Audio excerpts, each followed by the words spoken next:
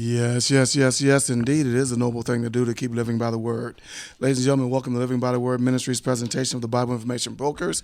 My name is Daryl Easy D. Fulton. I'm one of the teammates, and I'll be introducing to you the other teammates. But this is a live presentation for those of you that have been listening to us for any length of time. For those of you that may be a first-time listener, this is a live presentation, a question and answer format. We call it the open forum with the Bible Information Brokers, and there's a few ways that you can communicate with us tonight. The particular way that I'm going to give you right now is by telephone. Start dialing right now. We have open lines. Our good brother Eric is ready to receive your phone calls. One of the teammates, you will hear his voice first when you call in at 1-888-995-KKLA. 1-888-995-KKLA, or numerically translated to 1-888-995-5552. Listen, if you happen to be listening by way of radio, internet, or whatever method you're listening to us in, and you have social media, share with people through text, through emails, and things like that, that you're listening to a live presentation for a group of guys that are saying they want to answer your questions from a biblical perspective. You may be going through things in life. So give us a call at 1-888-995-5552. Or you can go to our website at BibleInfoBrokers.com. BibleInfoBrokers.com on the internet, and send us a question by way of email. Now, right now, I'm going to introduce to you another teammate who's going to give you another avenue because I don't remember the Twitter account number for you to be able to tweet. If I'm saying all these things right, tweet us a question as well.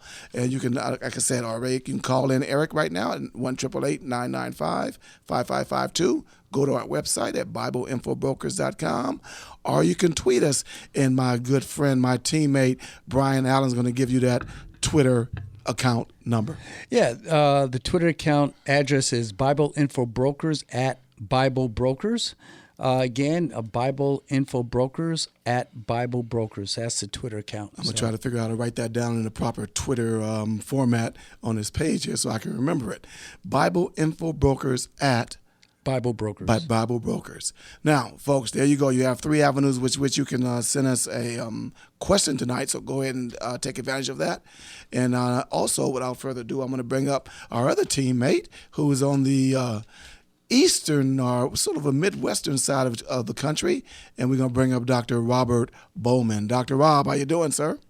I'm doing fine. Nice to be with you again. You're doing well. You sound so fresh. You sound like you just, have a lot of energy tonight, brother. I hope everything's going well with you. I'll tell you one thing. I'm excited about something, Dr. Bowman, that you got started last week. You announced it, and it's that apologetic book group, man. I'm almost done with the book. I happen to be reading it. And I'm going to let you introduce it to the people, and also tell us a little bit about yourself for those that don't know about you and who you are, and how a big change in your ministry has transitioned from one week to the next. Man, life changes in life, and we trust in the Lord. But please tell us a little bit about yourself, and also about the transition that you're making, especially about this apologetic book Bible group. And we're going to talk about this more too, because absolutely. we have people that aren't on air right now. We want to talk about it throughout the broadcast, or this first hour especially. There we go. Dr. Rob, tell us a little bit about yourself, and then also get into, we're going to be answering the calls of the questions that come in by telephone, email, and Twitter, if I'm saying that right. I'm excited about those new technologies. That's awesome, yes. Well, I have enjoyed being on this broadcast occasionally over the last, many years now, and used to live out there in Southern California, and used to drive over to the studio to do it. But for the last 10 years, until the end of 2018, for over 10 years, I was the director of the nonprofit ministry called the Institute for Religious Research. That's here in the Grand Rapids, Michigan area, which is where I'm still living. But at the end of 2018, my position there came to an end. Ministry is going through some interesting changes, and not even sure about its long-term future. That remains to be seen. But I am now an independent author, and occasionally get to speak some different places. For example, last week I was one of many speakers at the Defend Conference at the New Orleans Baptist Theological Seminary, and we had a good time out there. I always enjoy going to that particular conference. Did you say New Orleans? Did you say who that? That's I used to Yeah, live in I New said Orleans, New- brother. I was said just coming here to talk Nope, about L.A. I said New Orleans. New Orleans, there you go. Now I know what you're talking about. I know what you're talking about, New Orleans. And you probably have some good gumbo over there too. Actually, they didn't give me gumbo, but that's What? Uh-oh. So anyway, we had a good time there, and I did a little series of lectures at the conference that I called Historical Jesus 101, where we looked at basic questions about Jesus. Did he exist? Did he really die on the cross and rise from the dead? Those sorts of things. And so that's one of the more recent things I did. But right now, the next several weeks, I'm expecting to be working on a book manuscript for a new book, and hoping to do a lot of writing in the near future. So we'll see how that goes. Very good. Now, one thing I do want to say, folks, if for a really quick look at some of the books Dr. Bowman has already done, just go to like Amazon and type Robert Bowman Jr., and then you'll see the list of books. They're just phenomenal, just a wealth of information on there, and I encourage you to take a look at some of them and read them. But Dr. Rob, you were talking about reading books, and we talked last week about the Apologetics Book Club that you have started on Yes. Facebook. Can you talk about that a little bit, and let the listening audience know what that's all about? Yes, absolutely. It is exactly what you said. It is a group on Facebook. Of course, there's a lot of different groups on Facebook, but I think this is a unique and new group. In fact, I was not able to find anything like this. It's called the Apologetics Book Club. So if someone is on Facebook, just search for Apologetics Book Club, and you'll find it. And we have over 200 members that have joined just in the last 2 weeks since it started. And we have discussions about any book people want to talk about relating to apologetics, but it has to be about a book, and it has to be, or books, and it has to be related to apologetics in some way. But so we have open discussions of that nature all the time. However, each month we highlight a particular book relating to apologetics and give special attention to that book. And this month we're talking about C.S. Lewis's Mere Christianity, which is without a doubt the most popular and influential apologetics book of the 20th century. And so we've had a number of threads that are just about that book. Later in the month, after we've given people a chance to read it, if they haven't read it already, or to read it again, we're going to have some kind of a special discussion. I don't know exactly how that's going to go, but we're going to do some kind of a special event, perhaps have a guest speaker come in and answer questions about it or something like that. So that's still in the works, but it's been very good, and looking forward to continuing with that because I'm very passionate about getting people to read books. We have a problem in Christianity and in the culture in general that people are reading less substantive material. They're reading memes or maybe short internet articles, but they're not reading substantial, in-depth, thoughtful texts. And the books are still very, very important. And we'll see how the discussion goes. But so far, it's been very good. People have been very, very cordial to one another. We've talked about books where not everybody agrees with everything in the book, and that's okay. So I encourage people to check us out. It is specifically for Christians. We're not interested in having debates with non-Christians in this particular forum, although there are a lot of forums for that, but we're not doing that here. We're just having Christians getting together and talking about books relating to apologetics. And it's called Apologetics Book Club, and you can find it on Facebook. Very good. You know, Dr. Bowman, let me ask you this.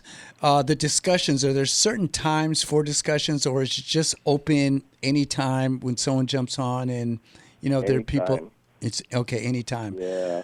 All right, Once a month, I think we're going to try to have some kind of scheduled event, but we haven't figured out exactly what that's going to look like this month. But it's just anytime people can jump on at their convenience, and they can read what other people have said, and they can comment if they like. They don't have to. It's just a great opportunity for people to learn about some good Christian books and interact with people who are also interested in the same thing. Very good. Yeah, I was on there. I was reading some of the comments, and I thought it was darn good. Here's what I'm going to do. Throughout this first hour, I'm going to have Dr. Bowman pull out maybe like 5 questions, and whoever gets that question right, I will send them a copy of Mere Christianity if they have not read the book already, and I will do that. They got to get all 5 questions correct? No. We'll do 5 different books. Okay, and I was going to suggest something as well, Dr. Bowman. Some people don't have necessarily the money to pay for everything, but I think people should be paying for the books and stuff like that. But there's a way to actually get to join in if you want to read the book. The way I like to read is have somebody reading to me as I follow along, because I like the various voices I hear when people are talking in my ear, and I'm following along as well. And I have Kindle and all that stuff, but I was able to get the PDF format of the whole book, and also be able to go on YouTube and just type in their audio book, Mere Christianity, and various sites come up where you can actually hear the book read to you. So if you're driving your car, if you're on an exercise machine or something like that, what a great way to spend 5 hours. And see, I'm the other way around. I don't like that. I rather read it myself. And so it's you are reading. I'm following along myself, but it's like I don't like it that way. But the cool thing is everyone has their option. Yeah, exactly. But so Rob, during this first hour, I might just say, hey, Rob, why don't you come up with a question, and then the first person that gets that question right, I will send them a copy of Mere Christianity. But one, they have to be have not read the book before, and 2, that they have to commit to joining the book club. Make sure they commit to do it. That's great. Yeah, because that's what this first month is dealing with, Mere Christianity. Exactly. And Dr. Bowman, before we go to the telephone calls, don't you have a website that you're dedicated to also, where people can learn more things about you? Or is it a blog right now? A blog or a website? I know it was something.com. Yes, well, it's actually .net. .net, okay. If they go to the .com, they're going to find some kind of a museum in London. So, London's nice. The website is robertbowman.net, and the only tricky part of that is that Bowman is spelled Bowman. So if people look for EN, they're not going to find me. Right. But it's Robert Bowman, Bowman.net.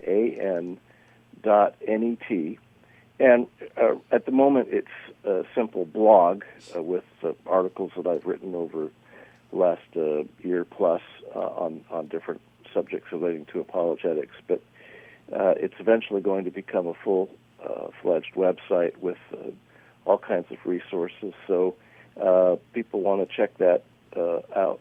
It's, again, robertbowman.net. All right. Ladies and gentlemen, again, this is a live presentation with the Bible Mission Brokers team, Robert Bowman, Dr. Robert Bowman, Brian Allen, Daryl Easy D. Fulton, with Eric ready to receive your phone call at 1-888-995-5552, or you can send us an email question by way of internet by going to our website at BibleInfoBrokers.com, BibleInfoBrokers.com, and the Twitter address is, Brian? Bible Info Brokers at Bible Brokers. Bible Info Brokers at Bible Brokers. I'm writing that down best I can. So let's go to the telephone calls and take a question from the city of Carson. Alonzo, thanks for holding on and calling in. Thank you. Welcome to the broadcast. Thank you, and God bless you all on this evening. Yeah, I have a question in Timothy, chapter 2. 1st and 2nd Timothy. Yeah, 1 Timothy, First Timothy, okay. Yes, First Timothy verses 11 and 12 rather, about a woman usurping authority over the man. Is this chapter 1 you're speaking of? Yes. Okay, good. I'll go ahead and read it. Well, you want Well, let him finish his question. what verses he's talking about? Yeah, mainly in verse 12, Okay. when it talks about the woman usurping any authority over the man. Is that talking about in ministry, or is that in marriage, or is that just overall? Dr. Bowman. Yeah, you go ahead and well, get in trouble, Rob. Yeah, we've been in trouble enough on this one, so. Right. Well, I'll just be really honest with you that the Christian interpreters who are, very knowledgeable about the New Testament and about, the Greek language and so forth, there are different opinions about this as to exactly what Paul means. Now, it's clearly not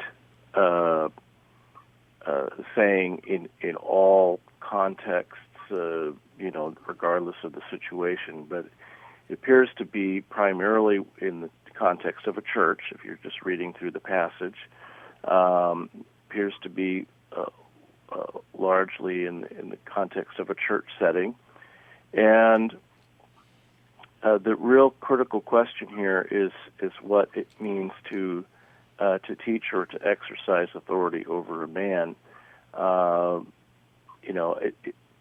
It's not, because the last part says she is to remain quiet, or there's different translations of that.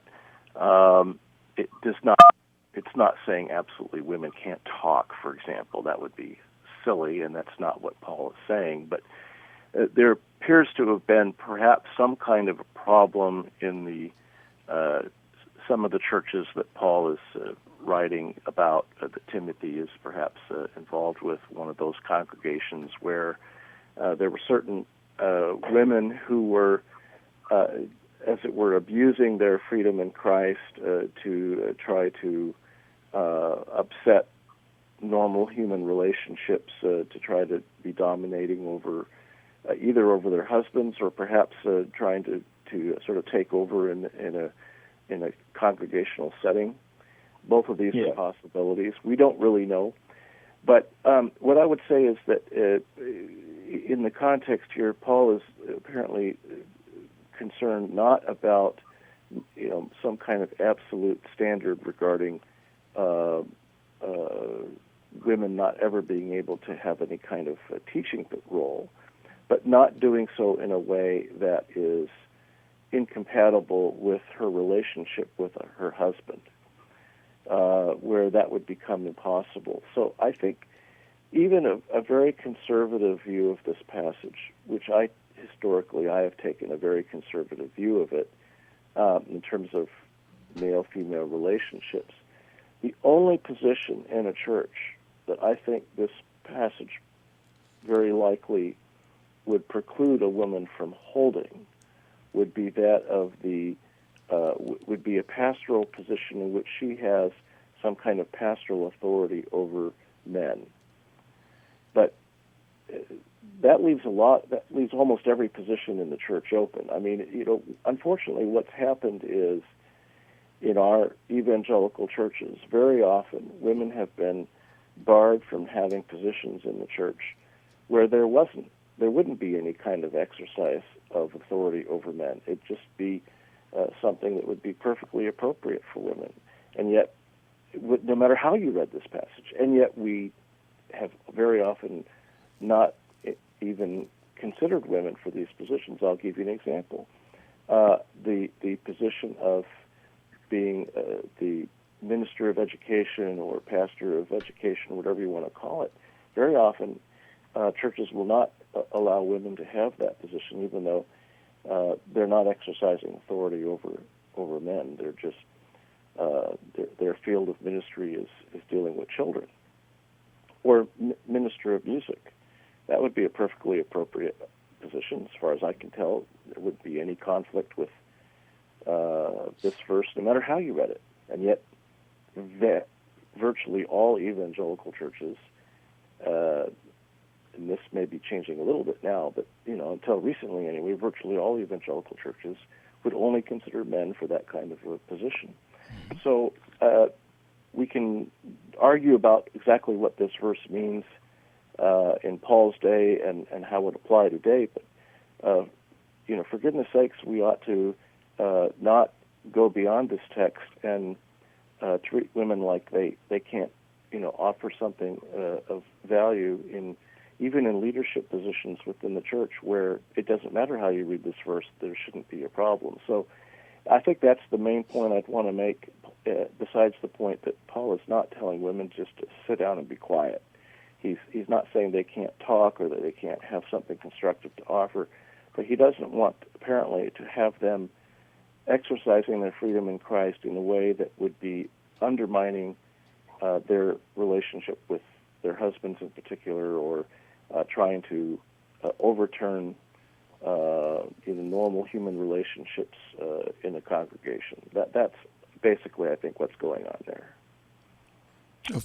Okay, I was looking more at for ministry, for the fivefold ministry of the apostles, prophets, evangelists, pastors, teachers. Would you what say about those ministries? I think women can be evangelists. I think they can be teachers. We know in the Old Testament there were women who were prophetesses, and there's even references to that in the Book of Acts. So most of those ministries, if not all of them, we see women exercising those ministry roles in the Bible. Apostles, it's debatable, but even that may be possible. It depends on your interpretation of certain verses. But women have served in ministry positions in the churches and served well, and they should be encouraged to do so. We just need to be careful not to do so in a way that's going to be create unnecessary conflict and confusion. That's really Paul's main focus there. Now, Dr. Bowman, and everyone that's listening, what do you do with the later with the later verses right under there, under the 11, where it talks about, it's almost like God is implying some reasoning for it behind there about Adam was formed first instead of Eve, Adam was not deceived, and all that kind of stuff. How would you answer those questions, Dr. Bowman, or how would you, and again, we put it on you because we always get this question before many times, and I have a personal thought about it in regards to people, no matter if they're women, no matter if whoever they are, if you're doing the right thing for the wrong reason or the wrong way, let's just say if a woman was a head over a man, or men allow themselves to be subject to women in the church and had a female as whether they call it apostle, preacher, teacher, or whatever you want to call it today, but she was over men in this regard. I'm not even questioning a person's salvation in regards to it, but I am questioning the fact that when you do those type of things, I have a question about, does it affect the idea about God and your rewards because you're doing all these things, but you're doing them the wrong way or the way it wasn't instructed for us to do? Well, there's a lot there to kind of sort through, I guess. Mm-hmm. I mean, the verses that follow verse 12, Paul grounds what he's saying in what Genesis says about Adam and Eve. And by the way, my phone's doing some kind of beeping, and I don't know if that means I'm going to lose power or there's some kind of a connection issue. So I'm just if you lose me, we should try the other phone. But okay. So I have always understood, and I still think this is right, that Paul is saying that there is some kind of natural created distinction between males and females, between men and women, and that has some relevance to the relationship between a man and a woman in marriage, and some significance for the roles of women in spiritual relationships within the church. So I would not be in favor of having a woman as the senior pastor of a church, for example.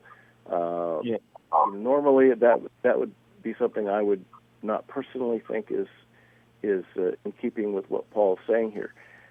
Now, that having been said, there have been situations, occasions where women have been essentially forced into that kind of position because she was the only person who could do it or who would do it. No one's stepping up. Men are not stepping up. That's on the men at that point. Yeah. So it's not that she's sinning by taking responsibility where nobody else will. Women have sometimes planted churches. They have gone and evangelized people nobody else would. Then they end up teaching men. And some kind of teaching of men by women does not seem to be in conflict with what Paul's saying here, because one of the women in ministry that was a real partner with Paul was Priscilla. Yeah. And Priscilla, along with her husband Aquila, instructed Apollos, the very dynamic speaker who was one of the early converts there in that period of time, and is mentioned in 1 Corinthians.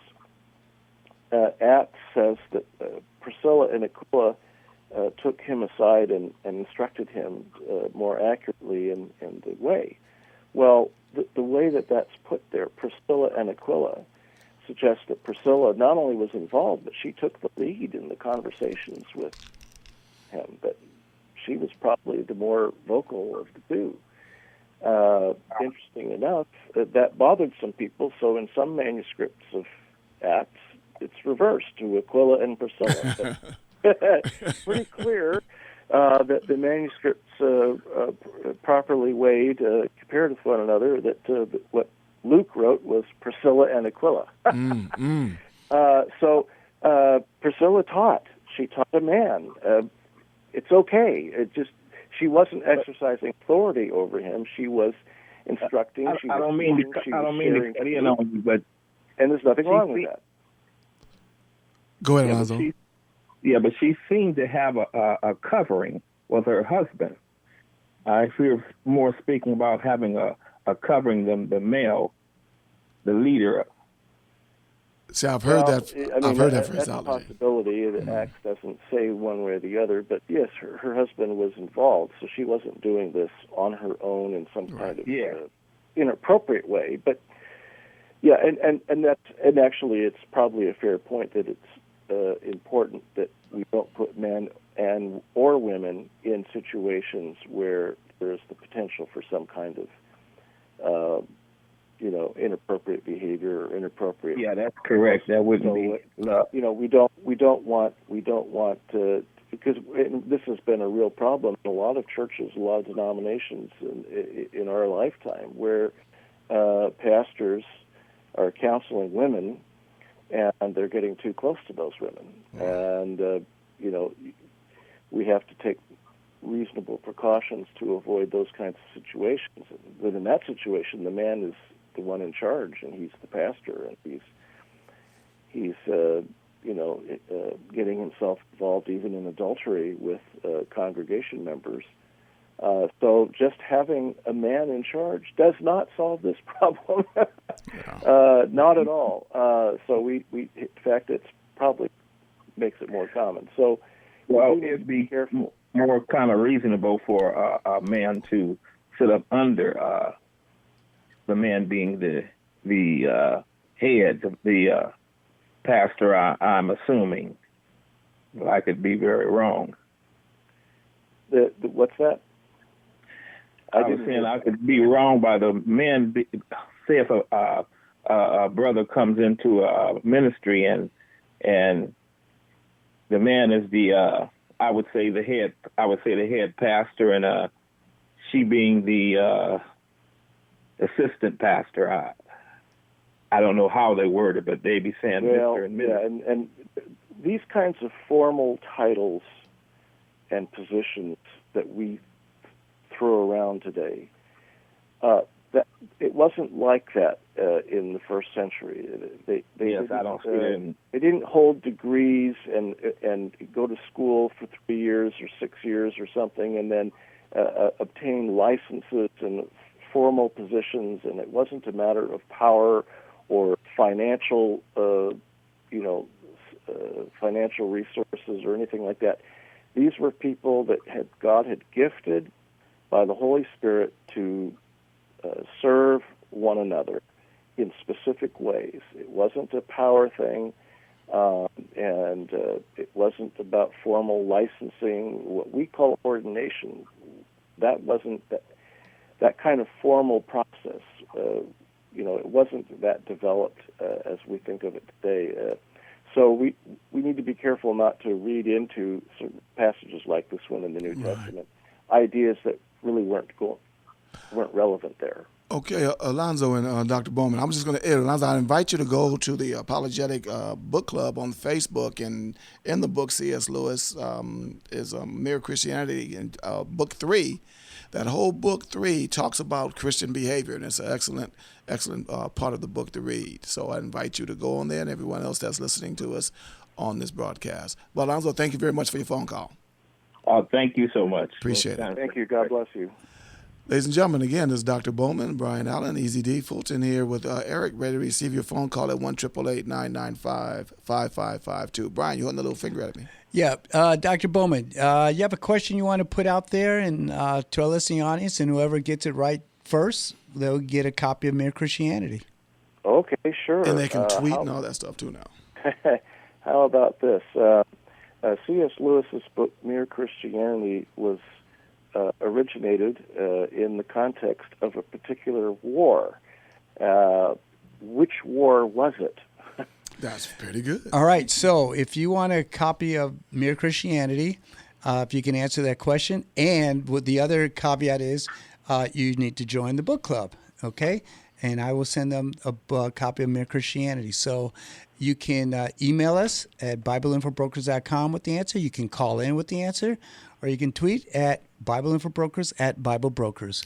The call-in number is 1-888-995-5552, and you can call right now, and Eric will take your call. And remember what the question is again: what war was associated with the book that C.S. Lewis talks about in Mere Christianity? And I do want to let our listening audience know, stay with us for this entire show because we have a special guest coming on at after the first break. Oh, okay. We have special guests. Everybody's special. Anyway, let's go back to the phone calls. Let's talk with Jose from Alhambra. Jose, thanks for holding on and calling in.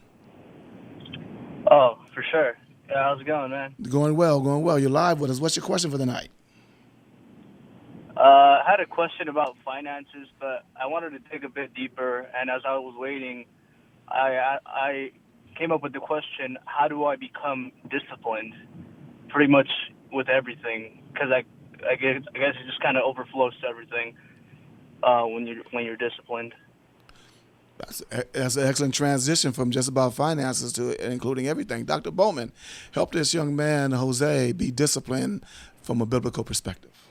Wow, well, that's a great question. I think the key is to find yourself a mature, believing individual, a mature Christian man who exhibits discipline and maturity of character in his own life, and form an accountability relationship with that person. Ask him to talk with you about what you're going through, what your life is like, areas where you see that you need to grow, where you need to become more disciplined and more consistent, perhaps, in how you are living, and get his advice, get his counsel, be able to have conversations with him once a week or so where he says, so how are you doing in this particular area? Are things going well?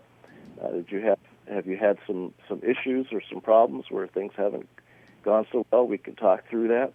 So I think having that kind of accountability, that kind of relationship with a mature Christian who can model for you the way he lives, how to handle those things, and who can also give you some pointers and some suggestions, and just be there to listen to you, pray with you about those things. That's a huge help for anybody who's looking to, mature in certain areas. Jose? Yeah, definitely. Yeah, I'm here.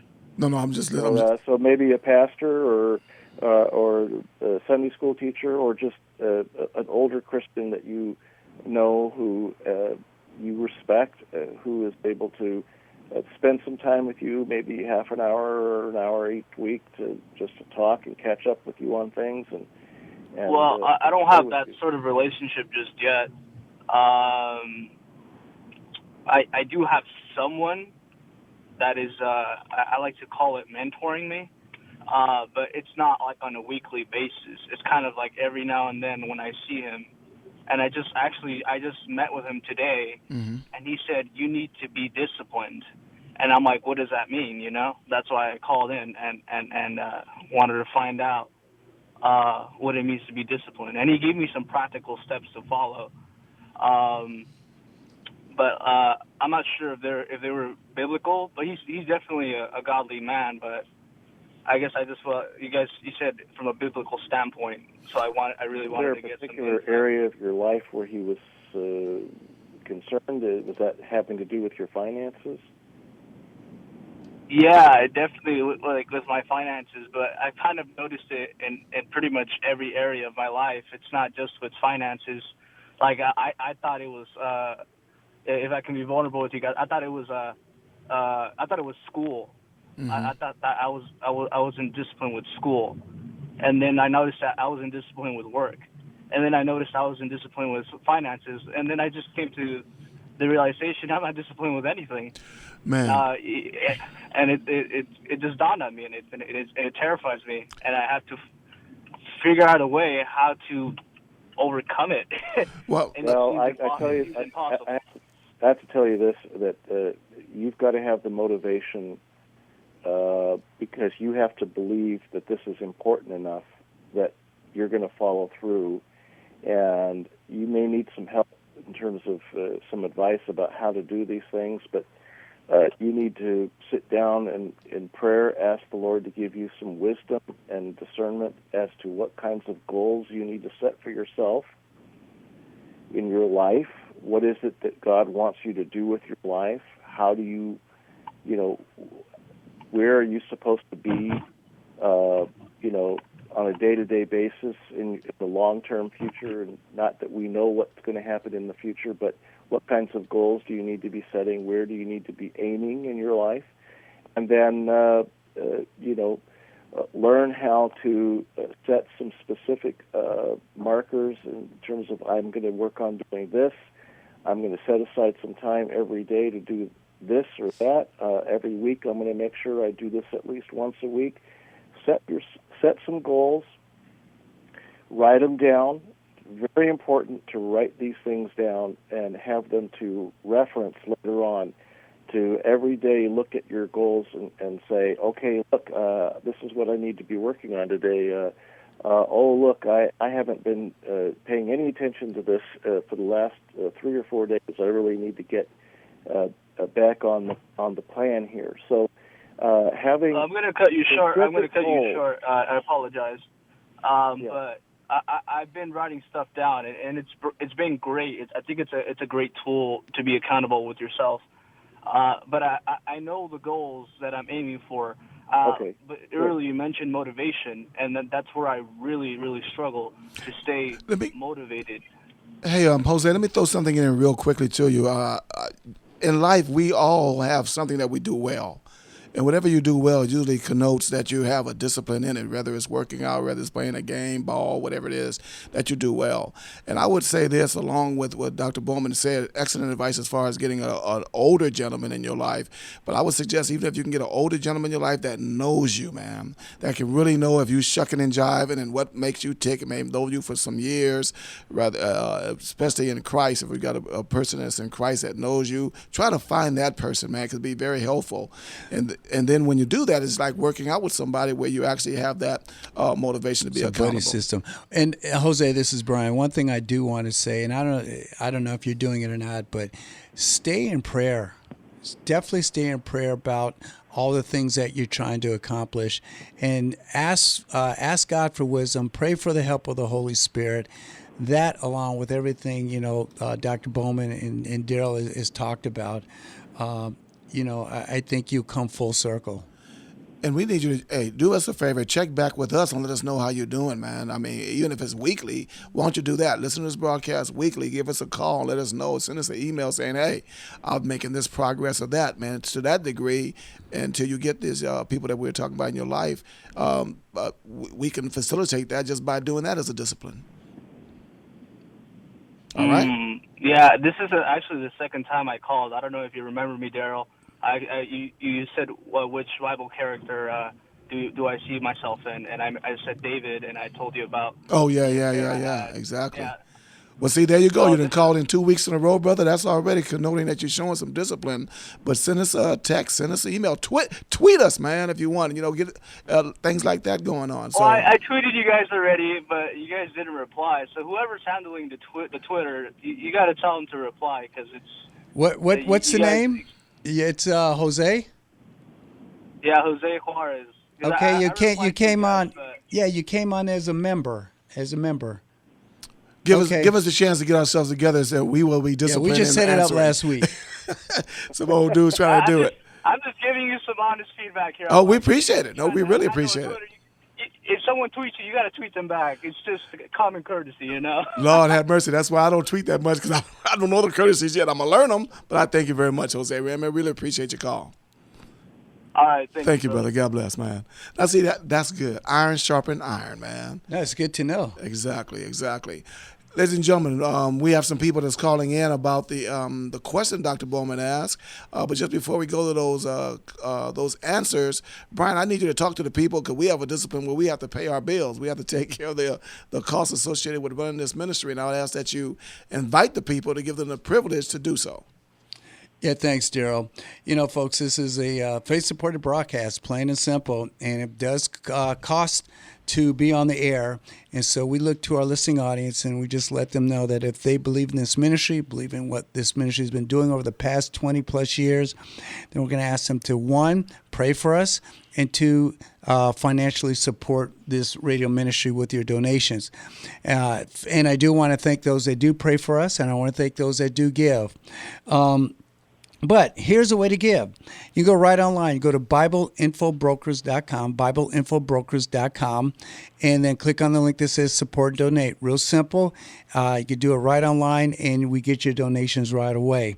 The other way is if you want to just mail it in through snail mail, make your donations out to LBTW, P.O. Box 90477, P.O. Box 90477, Los Angeles, California, 9009. So I want to thank those in advance for your prayers. I want to thank those in advance for your donations. Amen. But we definitely do need to hear from you. Thank Really you. appreciate that. We'll give you more information on the other side of the second hour. But right now, I'm going to go in this order to Orange County, to Tustin and Inglewood, to get some answers from Brianna, Oscar, and Sherelle. So get ready, and we want to make sure that you're committed to become a member of the Apologetics Book Club. But right now, let's go to the OC and talk to Brianna. Brianna, how you doing? Hi, I'm doing good. How are you? Doing well. Now, you are committed to go to the book club and become a member, right? Yes. Very I am. good. Brian? Okay, Dr. Bowman, the question was? The question was, C.S. Lewis's book, Mere Christianity, was written during a particular war. What war was it? I believe it was World War II. Yeah.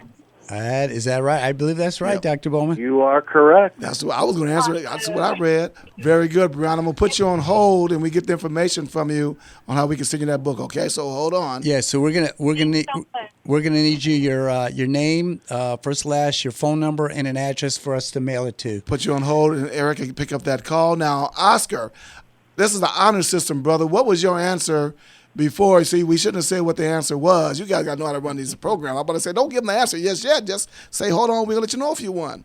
Oscar, what's your answer? Yeah, I was gonna say World War II. You wasn't going to say the Korean War, bro? Come on now. No. I was contemplating whether it was World War One or World War II, but C.S. Lewis, I guess he came into prominence after I think after the war. So I guess, well, that's my. It's honor. We believe you, bro. We believe you. So we appreciate that. I'm gonna put you on hold as well, Oscar. Go ahead. For Oscar, even though you didn't win the book, because we're going 5 different questions. Oh, I see. See, I was confused too. I thought you were gonna be able to get the book. No. So you can do like I did and get the PDF format. Well, here's the thing, Oscar. I because you didn't win the book on this question, you could win it on the next question. It still would be great for you to commit to the Apologetics Book Club. Yeah, if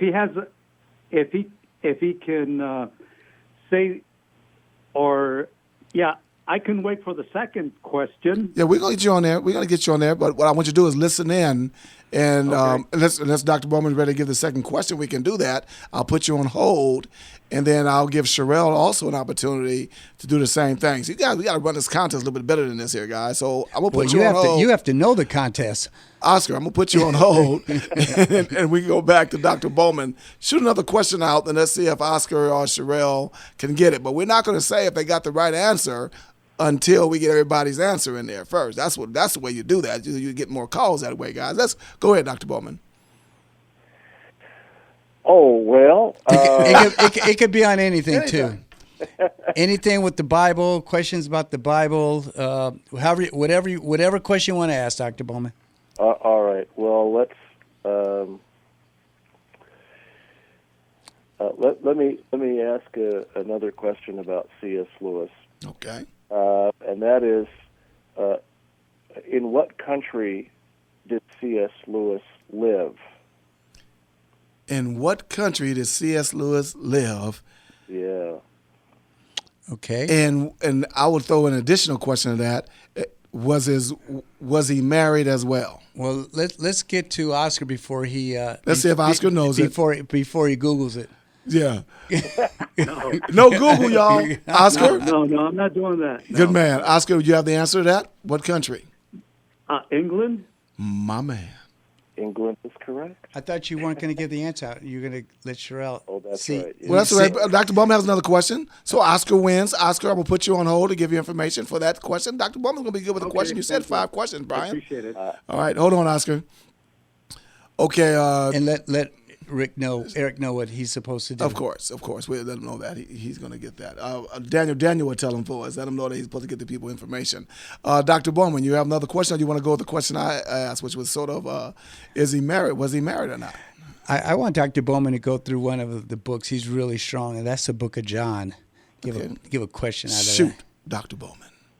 And we're going to give Sherelle a chance. So get ready, Sherelle, and we're going to get you before you get a chance. Dr. Bowman probably knows the whole Book of John by heart. Not quite, but I do know a fair amount of it. So, all right, here's a good question.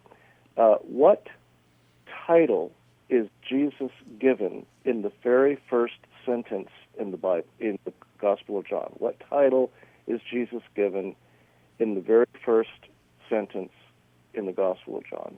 John 1:1. And we're going to go to Inglewood, which I love dearly, that city. I can answer now, right? Shoot, Sherelle, it's on you. Yeah, okay. The Word. Yes, he is given the title of the Word. He given the title of the John Word. 1:1. In the beginning was Go the ahead, Word. Sherelle. That's it. Inglewood representing. I love it. Yep. Okay, Sherelle. So that's 3 books you're giving away so far, Brian. Yeah, we have 2 more for the. We get some more questions a bit later So on. we're going to put Sherelle on hold, and we're going to get that book out to you, Sherelle. All right, very good. And Oh, Sherelle, thank you. are you committed to join the Apologetics Book Club? That's a condition to get the book. Sure, yes. Okay. Now, see, I believe in that OPP. So once you're on there and we see you, Sherelle, you say, I won the book. I'm on here now. We'll know because we can do that OPP, which is objective proof, provided. Okay, hold on, Sherelle.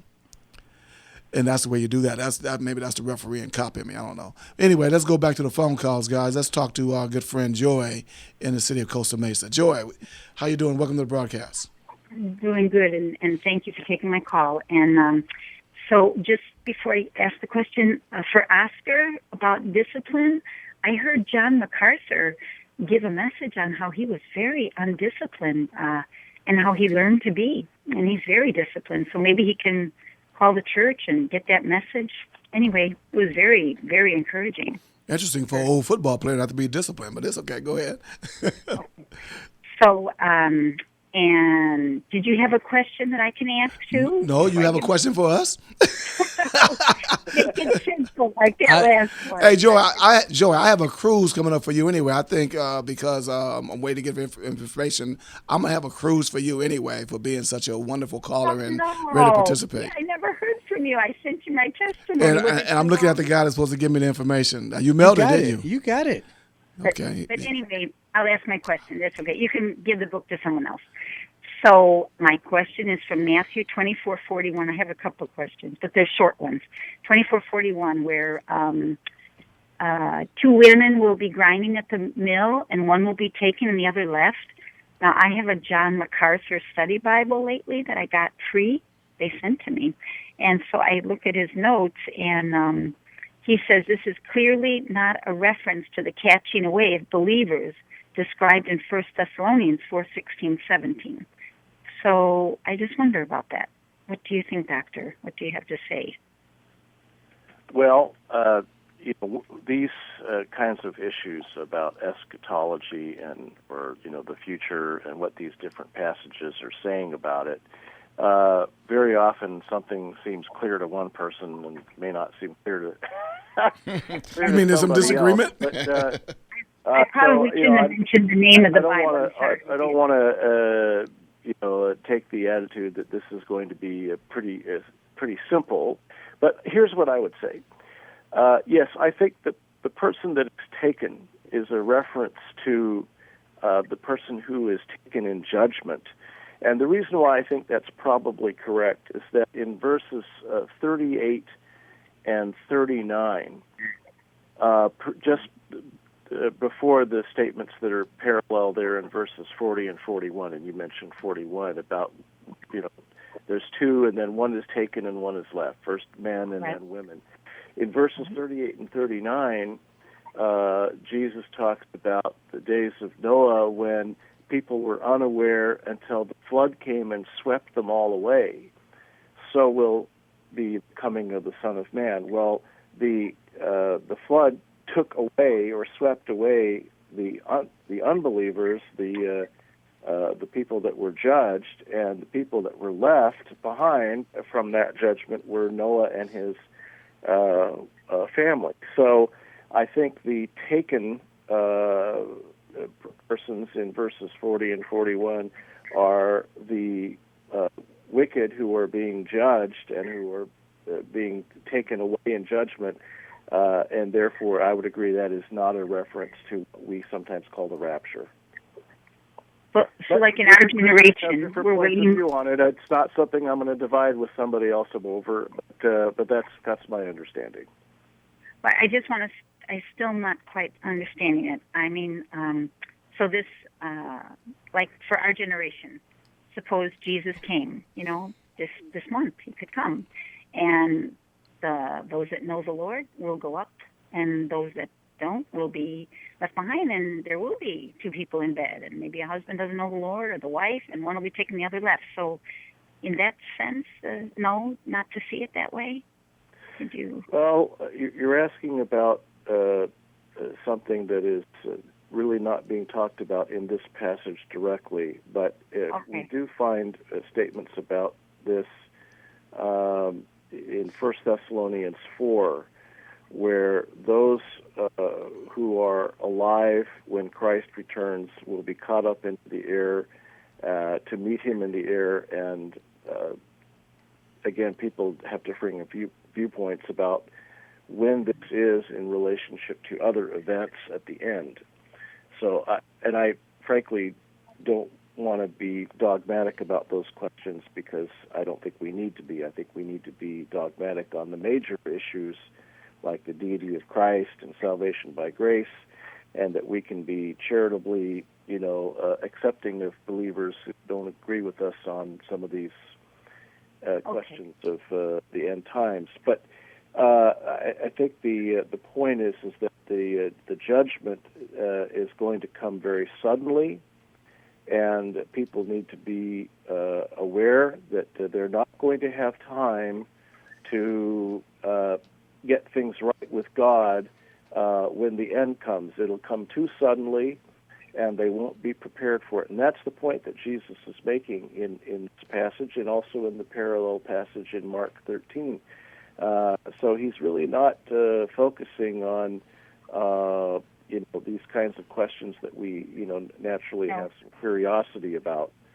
No, that explains it. No, that's perfect. That's right. Oh, thank you. I appreciate that. And then I have another question about Cain and Abel, just real quick. You know why? A dear friend of mine that's become a Christian recently, and she asked me this question, and she was telling me that her pastor said something, and it was okay, but I said, well, the way I've always understood it is that Cain did not come the prescribed way, even though it's not spelled out in the Bible before this. This is just in chapter 4, but somehow there was some understanding of the way God, through a blood sacrifice, to approach him. Is that correct or no? Well, I understand what you're talking about. The implication of the passage, the contrast between Cain's sacrifice and Abel's, does not seem to be about what they sacrificed, but the attitude with which they sacrificed it. Abel brought the choicest animal as a sign of his sincere faith and devotion to God, and Cain didn't do that with his produce or whatever it was. It wasn't a sacrificial act of love for God. And so what we find, for example, when this is commented on in Hebrews chapter 11, is that Abel's action is praised not because he gave the right sacrifice or used the right thing, but because he did it in faith. So I think that's the main point there. Now, of course, it does turn out to be the case that animal sacrifices is done in the Old Covenant, with the Mosaic Covenant, as a symbol or as a foretaste of the sacrifice that Christ is going to give. But I don't think that Cain is disapproved because he didn't give an animal sacrifice. I don't think that was the point. I think the point was he didn't give a sacrifice that was done out of love for God and faith, but rather Abel did, and that was the difference. All right, and we have faith that we come up to a hard break, Joy. We're going to have to let you go. We're coming up to a hard break right now. Appreciate your call, Joy. Thank you. God bless. Thank you. Okay, God bless you. Ladies and gentlemen, you are listening to Bible Information Brokers with the Bible Information Brokers team. Dr. Robert Bowman, Brian Allen, Eric's receiving your phone call. My name is Daryl Easy D. Fulton. And you hear the music in the background. We'll be coming back on the other side of the break. But you can join us right now by calling 1-888-995-5552. 1-888-995-5552. We're going to have a special guest on the other side of the break. So send us an email question as well. We have that apparatus at BibleInfoBrokers.com, or simply send us a Twitter question, and we have the Twitter address also coming up after the break.